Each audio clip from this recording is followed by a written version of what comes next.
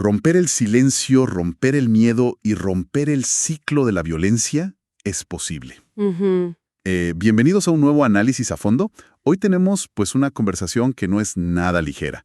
Es un tema que requiere muchísima prudencia, mucho respeto y sobre todo una mirada muy solemne. Totalmente. Es un tema que nos duele como sociedad. Exacto. Vamos a sumergirnos en un artículo reciente de la sección de bienestar de la revista soymigrante.com, publicado este 13 de abril de 2026. Y nuestra misión aquí es entender las raíces de la violencia intrafamiliar contra la mujer, Así es. especialmente la mujer migrante, digamos. Queremos analizar cómo reconocer esos patrones, por qué es tan increíblemente difícil salir de ahí y, lo más importante, dónde encontrar ayuda en Estados Unidos, dejando clarísimo que el estatus migratorio jamás debe ser un impedimento para buscar protección. Y bueno, es que para entender por qué este análisis es una urgencia, una verdadera urgencia social, tenemos que hablar de la tragedia que motivó precisamente este artículo de soymigrante.com. Porque la violencia muchas veces ocurre en el secreto total del hogar. Ujú. Hasta que ya es demasiado tarde. Exactamente. El caso reciente que enlutó a la comunidad hispana es el de Carla Yesenia Gramajo Cabrera. Ella era una madre migrante guatemalteca de apenas 33 años que vivía en Tulsa, Oklahoma. ¡Qué terrible! 33 años. O sea, toda una vida por delante. Toda una vida. Y el desenlace fue desgarrador. Fue localizada sin vida en su vivienda y pues su propio esposo confesó a la policía haberla asesinado. ¡Wow! Afirmó que Carla ya sufría violencia intrafamiliar y que de hecho ya estaba planeando separarse. Eso es clave. O sea, el momento en que intentaba salir. Exacto.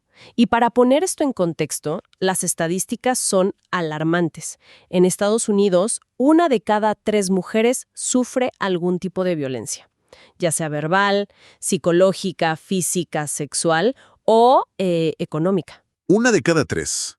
Es una epidemia invisible. Y sabes, leyendo el artículo, se me venía a la mente la analogía de un iceberg, ¿no? Un iceberg de violencia. Ujú, es una muy buena imagen. Porque, a ver, los feminicidios y las agresiones físicas extremas, que son las que lamentablemente llegan a las noticias, son solo la punta visible. Claro, lo que sale a la superficie. Ajá, pero debajo del agua, o sea, sosteniendo esa estructura, hay una masa gigantesca de violencia psicológica, de control económico, de abusos verbales cotidianos, y me pregunto, ¿cómo podemos, como sociedad, volvernos más sensibles para ver esa parte sumergida antes de que ocurra el desenlace fatal? Bueno, respondiendo a esa analogía del iceberg, la realidad es que la violencia casi nunca comienza con un golpe físico. Especialistas de Mayo Clinic, que se citan en el reportaje, advierten que esto inicia con manipulación, con control. Son conductas invisibles que se van intensificando gradualmente. ¿Cómo qué tipo de conductas, digamos, para ir reconociendo las señales? Pues empieza con cosas que a veces se normalizan. Insultos disfrazados de bromas, menosprecios constantes. Luego avanza a un control absoluto sobre el dinero. Ujú. O sobre la ropa que usa, las actividades que realiza, y luego viene el aislamiento. El agresor empieza a alejarla de sus familiares, de sus amigos, basándose en celos y acusaciones infundadas. Claro, le corta sus redes de apoyo. Exactamente. Es una manipulación psicológica donde el agresor le repite cosas como que sin él ella no es nada, o que él es el único que realmente la cuida, especialmente si están en un país extranjero. Haciéndola sentir completamente dependiente. Ajá. Y este desequilibrio de poder se logra mediante la intimidación.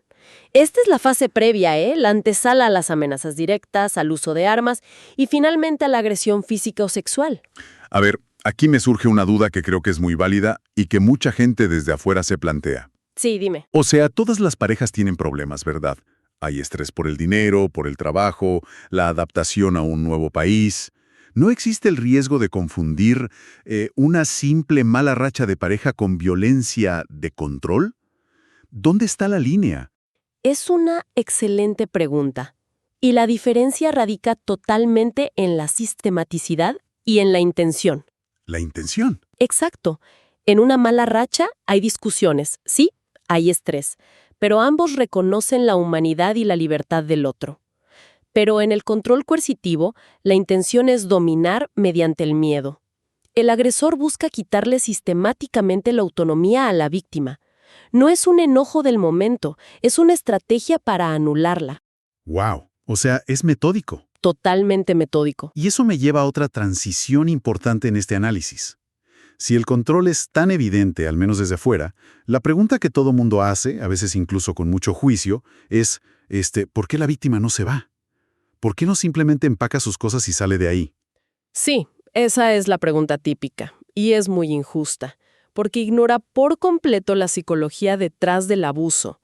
El artículo explica muy bien las 3 fases del ciclo de violencia machista. Y es una trampa mental devastadora. A ver, explícanos esas fases. Bueno, la primera es la fase de tensión. El agresor está irritable, hay una sensación constante de peligro en la casa, la víctima siente que camina sobre cáscaras de huevo tratando de no provocarlo. Una hipervigilancia constante. Exacto. Luego la tensión estalla y viene la segunda fase, que es la agresión. Puede ser física, emocional, sexual. Pero lo más peligroso para que ella se quede es lo que ocurre en la tercera fase. ¿Cuál es esa? El falso arrepentimiento. Algunos le llaman la luna de miel. Tras la agresión, el abusador despliega toda una táctica de manipulación post-agresión.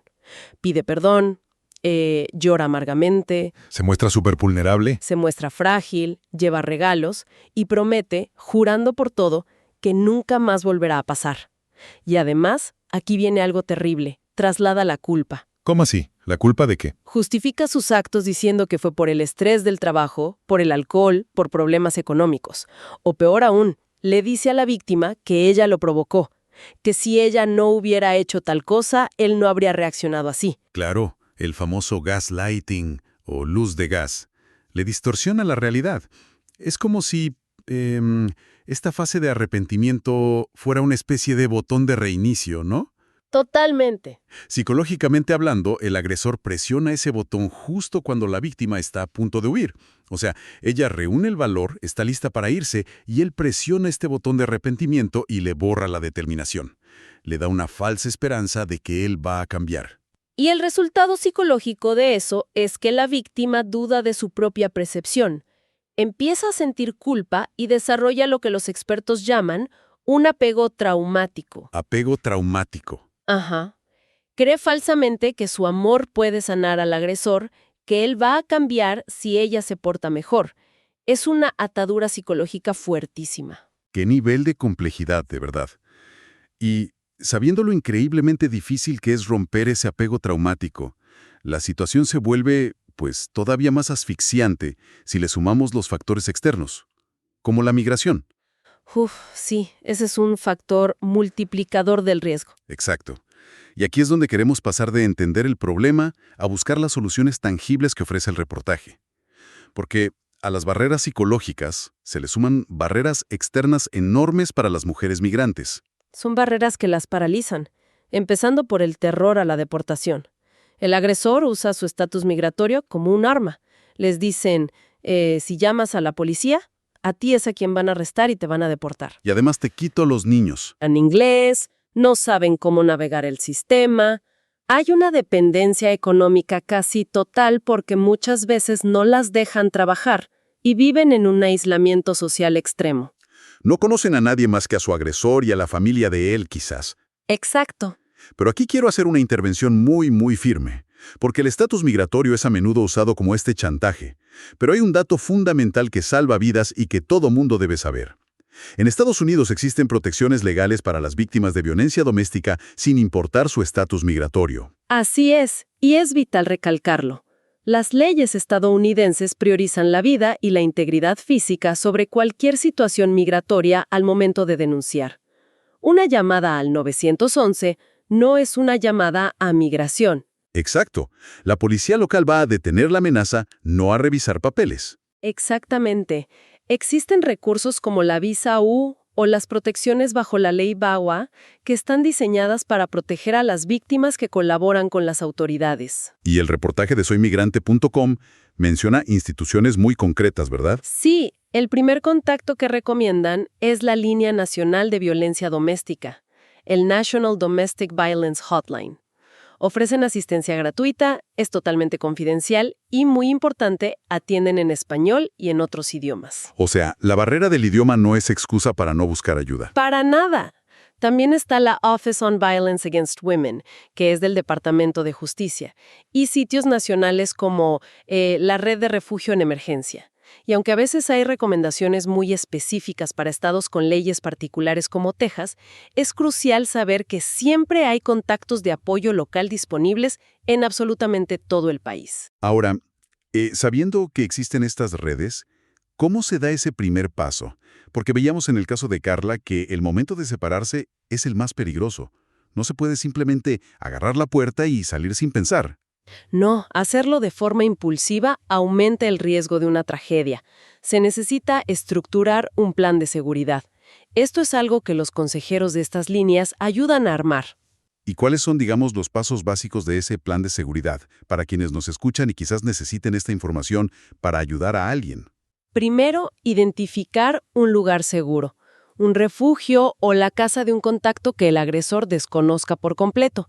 Segundo, hay que preparar una bolsa de emergencia con documentos esenciales. Porque ellos retienen los documentos, claro. Exacto, pasaportes, actas de nacimiento de ella y de los hijos, también ropa, medicamentos y algo de dinero en efectivo si es posible. Todo esto se debe esconder en un lugar fuera de la casa. Sí, porque el agresor revisa todo. Ajá. Y tercero, mantener una comunicación protegida. Tratar de tener un celular de prepago que él no conozca o usar computadoras públicas para buscar ayuda. Y lo más importante, en una emergencia inminente, llamar al 911 sin dudar.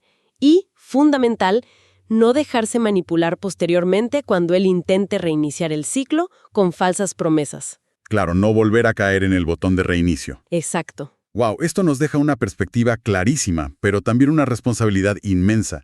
Y sé que, a partir de las fuentes que revisamos, querías compartir una reflexión final para quienes están escuchando este análisis. Sí, quería dejarles un pensamiento provocador.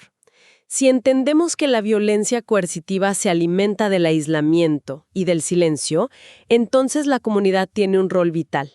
A veces pensamos que no debemos meternos en problemas de pareja, pero el simple acto de escuchar sin juzgar, de ser esa persona de confianza para una amiga, una vecina o un familiar, se convierte en el antídoto más poderoso contra el control de un agresor. Validar su realidad. Exacto. Hacerle saber que no está loca, que lo que vive no es normal y tenderle ese puente hacia la ayuda profesional. Definitivamente. Es un llamado a la acción rotundo. Tenemos que exhortar a todas las mujeres y a la sociedad entera a romper el silencio. No se debe permitir, bajo absolutamente ninguna circunstancia, ninguna forma de violencia, ya sea en Estados Unidos, en Guatemala o en ninguna otra parte del mundo. La violencia no tiene justificación. Ninguna. Hay salida y hay personas e instituciones listas para ayudar. Así es. Y con esa claridad cerramos el análisis de hoy. Este es un aporte de soymigrante.com revista, que además de las historias impulsamos los esfuerzos de muchas mujeres emprendedoras guatemaltecas a través de Mercado, nuestro espacio para los productos artesanales, auténticos y hechos a mano, con talento y calidad. Ponemos en contacto a emprendedores con compradores de toda Guatemala. Buscamos frenar la migración irregular, generar oportunidades e impulsar el desarrollo comunitario. Gracias por la atención y hasta la próxima. Extiende este mensaje a más mujeres, madres, esposas, para reforzar su dignidad y su talento para salir adelante.